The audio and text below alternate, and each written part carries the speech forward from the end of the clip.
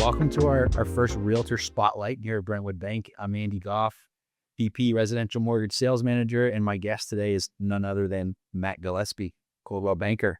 Hi, everybody. How you doing? Matt Gillespie with Coldwell Banker. Matt, how was your weekend? Long weekend. Long weekend, good weekend. Busier than it should be, I feel like, with activities, but good to have a 3-day weekend. Yeah, we played with the forecast. We weren't anticipating a lot of baseball, but we ended up playing a lot of baseball. 2 of the 3 games were on turf. You're right.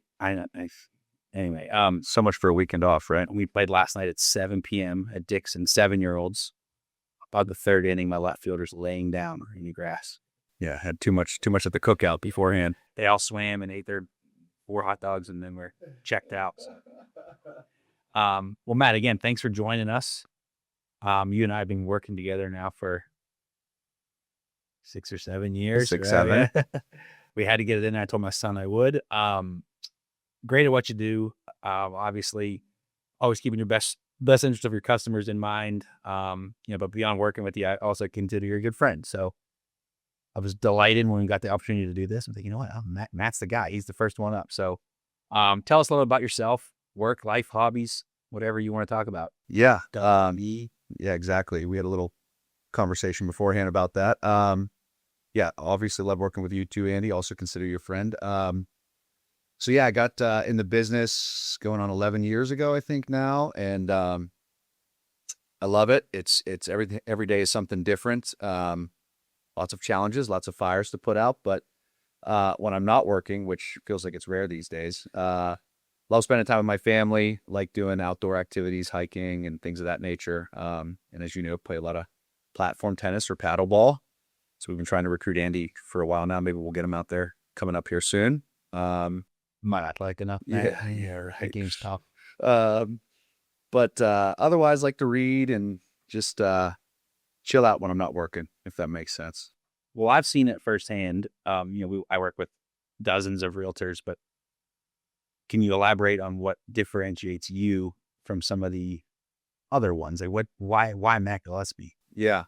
Well, I think, I always tell people that being in the rhythm of the market is important, right? So there's a statistic out there that I think it still holds true that, 47% of agents last year sold 0 homes, which I think that we're the only industry where you can have that level of, not incompetence, but that level of, lack of business and still call yourself a realtor, right? So They're more part-time, I would say. yeah, maybe part-time, exactly. And I'm not trying to rag on my part-time agents, but I think that when you're in the rhythm of the market, you have a good feel for what gets offers accepted, specifically on the buyer side. Explaining to the clients, hey, here's our options that we've got. We can go with the most aggressive, which I feel like is like a 90% chance of getting the deal done, or if we want to trail it back, and being able to provide those options for clients. And then negotiation. I think that's a big one where I like to differentiate myself. I don't want to say I'm a masochist, but some people hate negotiating and they're like, oh, we have to go back and forth a million times. But I enjoy that because at the end of the day, I always say on the buy side, my job's to protect their best interest and try to get them the best deal possible. And then on the seller side, try to keep their bottom line in mind and get them the best deal possible. So, Well, on that note, we've had a couple deals over the last couple of years that I don't know they would have got done without. yeah. There was things that may or may not have been. We'll say the lender was tough. I think I remember a sewer line specifically that got something to be held in escrow, and it was years ago now. But I was like, if anyone else, I don't think the deal gets done without Matt saying, "Hey, why don't we do this?" Yeah, you have to get creative. Yeah. You have to get creative. And I think I always joke with my wife that I don't have my therapist certificate, but I feel like I play therapist sometimes, right? Keeping everybody level-headed. It's amazing how some of the most pragmatic and analytical people can become quite emotional during the transaction. It's a big deal, right? We're talking about hundreds of thousands of dollars, sometimes, and most likely the biggest purchase of their life. So, keeping a cool head, I think, is important. I always try to keep everything even keel and stable. But you've got to get creative. You can't take no for an answer, people. Yeah. Well, again, on that note, we had a deal closed end of last year. Close friend of yours, I'll consider it an acquaintance of mine. Was put in a tough spot by her landlord, if I'm recalling correctly, needed to move quickly on something, got under contract. Everything seemed to be lining up. I think was the final walkthrough, or the week before close. Something on the inclusions wasn't actually included. And Matt, why don't you tell us about how you went way out of your way to help her out? We had a competitive situation, right? And it always, I don't want to say it sucks, but it's tough when you're in a competitive situation because you're trying to do everything you can to stand out from the other offers on the table. And then when you get under agreement, you almost kind of feel like your tail's between your leg, asking for things or trying to keep the deal together and not ask for too much. But yeah, in that particular situation, washer and dryer was supposed to be included at the 11th hour. It wasn't. So that was an expensive closing gift, to say the least, right? And we got it figured out. But that's just the kind of things I think you have to do, right, to keep everybody happy and keep your clients, best interest in mind. I always tell people that, I'm not transactional, right? So I'm calling all my past clients anywhere from 2 to 4 times a year, checking in. Hey, do you need any recommendations for a roofer, an electrician? What work are you planning on doing? How's the family? And I think that goes a long way because at this, stage of my business, people just reach out, right? Hey, do you have a guy for this, or do you have a gal for this? And that's great because it allows me to feed my vendors, right? People that I work with, and send them over to somebody trusted while also, staying top of mind. I always say I'm never too busy for them or their referrals, right? So it's helpful to stay in front of them. Well, along those lines, you do an event each year, right? Past customer, 2 years, two events. 2 events a year. Yeah. So we do a bowling party, or like, I'm thinking this year we might do a Top Golf event. And then my favorite event is we do it's like a pie party, we call it, right? So get our listing photographer to come and take photos of everybody with their family for holiday cards, and get everybody an apple or pumpkin pie, get it catered, just a way for us to, give back right before the holidays. And got live music last year. It rained the whole time, so that wasn't fun. Bounce house had to be canceled, but We were on the list to come. yeah. Yeah. But the rain The rain held you off. Yeah, Yeah. exactly. We still got our pie, though. There you go. Yeah, delivered exactly. it. I did deliver And it. it wasn't a small pie. No, it's not. People always ask me where it's from, and that's like an insider secret I can't give out, but they're hefty pies. Let me just put it like this. When I'm loading them up, I've got multiple of those like heavy Lowe's carts, where You're sore the next day. oh yeah. Man. Oh yeah. And I make sure to remind people if they don't come, like, oh, my back is still a little sore from this. I hope you enjoy it with the family. But yeah, I love those events, and it's a good chance to see people that you wouldn't otherwise see at all, right? Or may not hear from at all.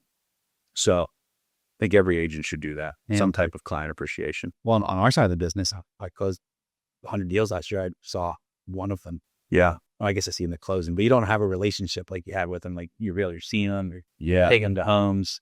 Yeah. So maybe we'll have to do something. Yeah, it's a good idea. Hey, Brentwood, you hearing that? Probably you can film it. Yeah, exactly. That's a good idea. And I think too, it's like, I always joke and say that, buying a house is kind of like a relay race, right? Where if you're a good agent, you're with them from start to finish. And then after the race ends, and from a lending standpoint, you're pretty much with them from start to finish in the race as well. And then the title company comes in halfway through the race, inspectors, all those type of things. So it's really important that you got a good partner in your corner, someone such as yourself, who jumps into things. And it's amazing.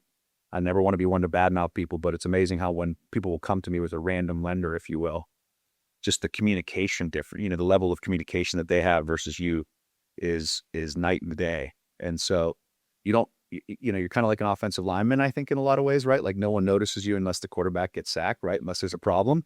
Same with the title company, but those sacks are big, right? Those are big sacks when that happens. Turn the ball over. You be in big trouble. But Right. You're making a highlight reel for the other team. Well, is there anything else you'd like to add, Matt? Please go ahead. Or have any questions for me? Yeah. Well, You feel like you did all the talking. I know. Well, let me ask you a similar question. What do you think differentiates you from the average lender besides great rates and service, right? Christy on our back end differentiates me. Yeah. She's phenomenal. Our processing, the engine was built when I came here. It was literally just plug and play. Yeah. Go ahead, go do it. So, they kind of gave me the keys to the car, and the engine was built, and said, "Hey, do what you want with it." This is one of those things. I didn't have the marketing. I had the ideas before, but I didn't have the resources. Yeah. Now it's all in place to build something. So, but along those lines, to communication, I gave up my cell phone, which a lot of people, even some of the older lenders, you do what? I'm like, yeah, text me on Saturday or Sunday. I don't care. I got it right next to me. Yeah. So communication, and then the back end stuff that I don't have to worry about makes me look good. So Yeah. The team. Thanks, Christy, if you're watching. Yeah. And thanks, Laura, as well. If you're Yeah. watching, she's my teammate that keeps the engine going. So, and what's new and exciting for you? Last question, I guess. What are you doing for fun right now? Yeah, that's a good question. Playing baseball, I guess. My son started 7U, mind you. They can't even tie their shoes, and we're playing baseball tournaments. But it's fun. He's enjoying it. His friends are enjoying it. There's a lot of kids on the team, so juggling the playing time and who's hitting where becomes a challenge, but it's fun. Like I said, we played all weekend, for better or for worse. But yeah, school was tough to get him up this morning. Yeah, Exhausted. totally. I mean, he comes from a pedigree of great players, right? So there you go. Yeah, his mom's pretty athletic. So, well, thanks, Matt. Glad we got to do this. I'm sure we'll be in touch. Yeah, Yeah, absolutely. if you want to tour the place, it's not very big. I'll show you around. Appreciate it. Thank you so much. Thank you, Riley.